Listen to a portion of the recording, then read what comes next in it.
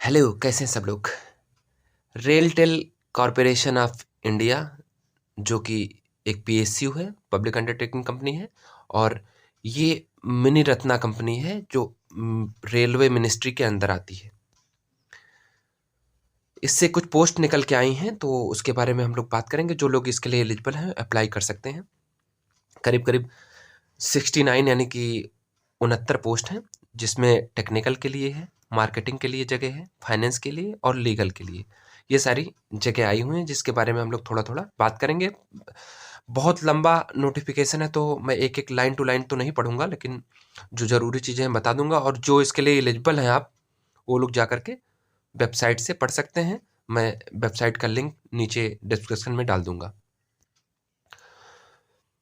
इसकी जो online form application शुरू होने की डेट थी, स्टार्टिंग डेट, वो 15 जनवरी से थी, शुरू हो चुकी है। और 23 फरवरी तक आप इसको भर सकते हैं। क्लोजिंग डेट 23 फरवरी है, उससे पहले सारी डिटेल आपको फिल करनी होंगी। ये सारी डिटेल हो गई। और आपकी जो एज लिमिट है, आयु सीमा, वो आपके फॉर्म के लास्ट डे से पहले जो है, जो वैकेंसी की लास्ट डेट है, उसी से पहले आपकी आयु सीमा निर्धारित की जाएगी। तो आप ये ध्यान रखिएगा, उससे पहले आप इस आयु सीमा को फुलफिल करते हों। कई सारी पोस्ट हैं, सबके लिए अलग अलग आयु सीमा है। 21 से लेकर के 34 के बीच में ये सारी उम्र सीमा है। तो उसमें बात करेंगे आगे अभी कि किसके लिए क्या है। अब देखते हैं, जो फिजिकली डिसेबल हैं, बेंचमार्क जिनके पास फिजिकली डिसेबल बेंचमार्क के तहत आते हैं, दिव्यांग लोग, वो अपनी कैटेगरी वाइज देख लीजिए कितने परसेंट आप फिजिकली चैलेंज हैं, और उस क्राइटेरिया में मैच करते हैं, तभी आप अप्लाई कर सकते हैं, अदरवाइज नहीं। तो आप ये बात ध्यान रखिएगा। इसका जो एग्ज़ाम है ऑनलाइन होने वाला है, और ये मुंबई, कलकत्ता, दिल्ली और हैदराबाद, इन 4 सेंटर में से कहीं पे भी हो सकता है। एमसीक्यू टाइप में पेपर होने वाला है, नेगेटिव मार्किंग नहीं होगी, और हिंदी और इंग्लिश पेपर दोनों भाषाओं में बनाया जाएगा। उसके बाद 50 नंबर के लिए इंटरव्यू होगा। 150 नंबर का आपका ये एमसीक्यू टाइप वाला पेपर होगा। 50 नंबर का जो है इंटरव्यू होने वाला है। लेकिन आपको ध्यान रखना है, इस पेपर में आपको जो है स्कोर 60% करना पड़ेगा एमसीक्यू वाले में, तभी आप इंटरव्यू की कॉल आपको आएगी, अदरवाइज नहीं आएगी। तो जो 150 नंबर में पेपर होने वाला है, उसमें आपका प्रोफेशनल नॉलेज चेक किया जाएगा। उसमें प्रोफेशनल नॉलेज से एमसीक्यू जाएंगे, और आपके जो नेचर ऑफ ड्यूटी है और प्लस रिस्पॉन्सिबिलिटी, ये इससे जो है 100 नंबर के क्वेश्चन आएंगे। और 50 नंबर के क्वेश्चन आएंगे आपके general knowledge, numerical ability, reasoning और एप्टीट्यूड से। ये 50 नंबर के क्वेश्चन आएंगे। तो ये हो गए आपके 150 नंबर के क्वेश्चन।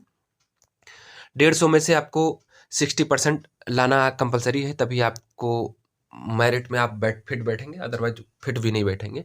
तो आपको ये ध्यान रखना है। 2 साल का प्रोबेशन पीरियड रहेगा, इसमें आपकी ज्वाइनिंग होती है रेलटेल में। तो 2 साल का प्रोबेशन पीरियड रहेगा, आपको ये ध्यान रखना है। और ये, और देखते हैं क्या डिटेल आपको बताने की रह गई है। हाँ, अगर आप किसी कैंडिडेट को एक से ज़्यादा पदों के लिए एलिजिबल है, तो आपको अगर 2 ग्रुप की पोस्ट है, जैसे ग्रुप 1, ग्रुप 2, ग्रुप 3, ग्रुप 4, तो ऐसे से अगर आपको 2 ग्रुप के पदों के लिए एलिजिबल हो, तो आपको फॉर्म 2 बार अलग अलग भरने हैं। तो आपको ध्यान रखना है, सेपरेटली फॉर्म भरने, और सेपरेट एग्जाम भी इसके होंगे, अलग अलग तिथियों में पेपर होने वाले हैं। तो आपको ये ध्यान रखना है कि अलग अलग फॉर्म भरने होंगे। और ये जो वेबसाइट दी हुई है, railtel.cbtexam.in, तो इस पे जाकर के आप अप्लाई कर सकते हैं, या फिर पहले वाली वेबसाइट जो दी हुई है, इस पे जाकर के कैरियर वाले पे क्लिक कर सकते हैं। railtelindia.com पे जाकर के कैरियर वाले ऑप्शन पे क्लिक करके आप फॉर्म जो है सबमिट कर सकते हैं। नेटवर्क का कोई इशू होता है साइट पे, तो उसके लिए रेलटेल जिम्मेदार नहीं होगा। बाकी जो लोग कहीं पहले से जॉब कर रहे हैं, उनको एनओसी सबमिट करना होता है, नो ऑब्जेक्शन सर्टिफिकेट। तो आप ये बात का ध्यान रखिएगा, वहाँ से आपको एनओसी लेना पड़ता है अपने पुराने ऑफिस से। एप्लीकेशन फ़ी जो है 1200 रुपये है जनरल कैंडिडेट के लिए, 600 रुपये SC ST PWD जो दिव्यांग कैंडिडेट हैं उनके लिए 600 रुपये है, और 1200 रुपये जनरल OBC के लिए है। तो आपको ध्यान रखना है। ओरिजिनल डॉक्यूमेंट आपको सबमिट करने होंगे इंटरव्यू से पहले। जो डॉक्यूमेंट वेरिफिकेशन होगा तो उसमें जो जो डिटेल आपने फॉर्म में फिल करी हैं सारी चीज़ें वहाँ पे लेके जानी पड़ेंगी। अगर आपको फॉर्म भरने में कोई असुविधा हो रही, कोई परेशानी हो रही, तो आप हेल्पलाइन नंबर दिया हुआ है या फिर ये जो मेल आईडी है उसका स्क्रीन अपने जो आपको असुविधा हो रही है फॉर्म भरने में उसका स्क्रीनशॉट लेकर के प्लस अपना कंसर्न लिख करके मेल कर सकते हैं, या फिर आप दिए हुए नंबर पे मंडे टू फ्राइडे 9 बजे के बाद कॉल कर सकते हैं। तो आप देख लीजिएगा उसमें अगर आपको कॉल करना है।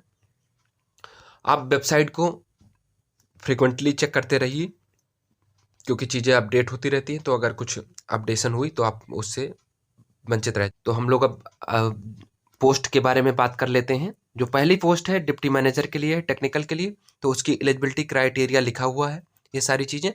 इसमें आपका एक्सपीरियंस नहीं है, आप एलिजिबिलिटी क्राइटेरिया पढ़ लीजिएगा, एक एक मैं पढ़ के सुनाऊंगा, थोड़ा लंबा हो जाएगा वीडियो, तो जो ज़रूरी चीज़ है वो बता दूंगा मैं।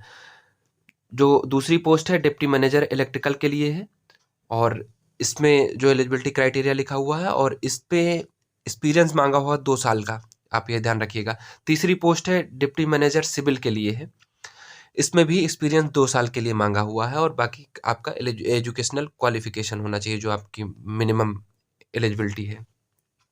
तीसरा है डीवाई मैनेजर मार्केटिंग के लिए है पोस्ट, और इसमें एक्सपीरियंस नहीं मांगा है, कोई निल है एक्सपीरियंस। फिर डीवाई मैनेजर फाइनेंस के लिए है, इसमें आपके पास एक्सपीरियंस इसमें भी नहीं मांगा हुआ है, तो इसमें आपके पास CA, IC, WA या CMA में से कुछ भी होना चाहिए आपके पास। तो और जो छठी पोस्ट है ये डीवाई मैनेजर लीगल के लिए है, इसमें LLB आपके पास होनी चाहिए प्लस जो है 2 साल का एक्सपीरियंस आपके पास गवर्नमेंट अंडरटेकिंग या PSU में से कहीं पे भी होना चाहिए। जॉब प्रोफाइल भी मैं आगे दिखा दूंगा कि क्या क्या आपको काम करने पड़ सकते हैं वहाँ पे। फिर चौथी पोस्ट जो है डीवाई मैनेजर डेटाबेस एडमिनिस्ट्रेशन के लिए है, इसके लिए 2 साल का है। मैनेजर डेटाबेस एडमिनिस्ट्रेशन के लिए है, इसमें 3 साल का एक्सपीरियंस मांगा हुआ है। फिर अगली पोस्ट है सीनियर मैनेजर डेटाबेस एडमिनिस्ट्रेशन के लिए, इसमें 6 साल का एक्सपीरियंस मांगा हुआ है। अगली पोस्ट है डिप्टी मैनेजर सिस्टम एडमिनिस्ट्रेशन के लिए है, इसमें 2 साल का एक्सपीरियंस मांगा हुआ है। अगली पोस्ट है मैनेजर सिस्टम एडमिनिस्ट्रेशन, इसमें 3 साल का एक्सपीरियंस मांगा हुआ है। आगे देखते हैं। फिर अगली पोस्ट है सीनियर मैनेजर सिस्टम एडमिनिस्ट्रेशन के लिए, और इसमें 6 साल का एक्सपीरियंस मांगा हुआ है। इसकी आयु सीमा 27 से लेकर 34 साल के बीच में होनी चाहिए। फिर अगली पोस्ट है डिप्टी मैनेजर सिक्योरिटी के लिए, इसमें 21 से लेकर 28 साल और 2 साल का एक्सपीरियंस मांगा हुआ है। अगली पोस्ट है मैनेजर सिक्योरिटी, तो इसमें 23 से लेकर 30 के बीच में आयु सीमा होनी चाहिए, 3 साल का एक्सपीरियंस मांगा हुआ है। अगली पोस्ट है सीनियर मैनेजर सिक्योरिटी, 27 से लेकर 34 के बीच में आयु सीमा है और 6 साल का एक्सपीरियंस मांगा हुआ है। अगली पोस्ट है डिप्टी मैनेजर नेटवर्क के लिए है, 21 से लेकर 28 के बीच में आयु सीमा है और 2 साल का एक्सपीरियंस मांगा हुआ है। इसमें 30 साल के लिए आयु सीमा है और 3 साल एक्सपीरियंस मांगा हुआ है। तो ये सारे जो है आपकी पोस्ट हो गई, और हाँ अभी बची हुई है मैनेजर IT के लिए है, इसमें 23 से लेकर 30 साल के लिए बीच में आयु सीमा और इसमें 3 साल का एक्सपीरियंस मांगा हुआ है। सीनियर मैनेजर के लिए है, इसमें 27 से लेकर 34 साल के बीच में आयु सीमा और 6 साल का एक्सपीरियंस आपका मांगा हुआ है। तो ये सारी चीज़ें जो डिटेल हो गई। बाकी जो जॉब प्रोफाइल है आपकी है, ये जॉब प्रोफाइल है, क्या आप वर्क नेचर आपका क्या रहेगा, तो आप एक एक करके पढ़ लीजिएगा जिसमें आपको काम करना है, तो क्या आपका वर्क नेचर रहने वाला है। मैं देखता हूँ अगर और कुछ बताने वाली चीज़ें हैं मैं बताया। हाँ, ये सिलेबस दिया हुआ है, सिलेबस आप बहुत केयरफुली पढ़ लीजिएगा, आपके जो आपका प्रोफेशनल बैकग्राउंड है उसी से लगभग सिलेबस रहेगा। तो बाकी आपके वर्क नेचर के हिसाब से क्वेश्चन पेपर आने वाला है, तो सारी चीज़ें पढ़ लीजिएगा, बिल्कुल डिफाइंड है, कोई इसमें इफ़ बट नहीं है, सारा कुछ डिफाइंड है। तो उसके बाद मैं देखता हूँ क्या बताने वाली चीज़ें हैं। बहुत लंबा नोटिफिकेशन है, अदरवाइज मैं पढ़ के सारा एक एक करके आपको सुना देता, सारा सारा दिखा देता, लेकिन बहुत ज़्यादा लंबा नोटिफिकेशन है तो इसको पढ़ना थोड़ा सा जो है मुश्किल सा लग रहा है, चैलेंजिंग सा। हाँ, तो ये सारी डिटेल जो है बताने की थी, तो बाकी कोई डिटेल बताने की बची नहीं है, और इसमें एक एक डिटेल आप पढ़ सकते हैं। मैं अभी डिस्क्रिप्शन बॉक्स में इस एडवर्टाइजमेंट जहाँ से मैंने लिया है और जहाँ से आप अप्लाई करेंगे वो सारी चीज़ें मैं उसमें नीचे लिंक दे दूँगा, आप जा कर के वहाँ से चेक कर सकते हैं और जिसको अप्लाई करना है अप्लाई भी कर सकते हैं। बाकी अगर कोई असुविधा होती है तो वहाँ पे जो हेल्पलाइन नंबर दिया हुआ है या हेल्पलाइन मेल आईडी दी है, वहाँ से आप संपर्क भी कर सकते हैं। अपना ख्याल रखिए। Thanks for watching. मिलते हैं नेक्स्ट वीडियो में।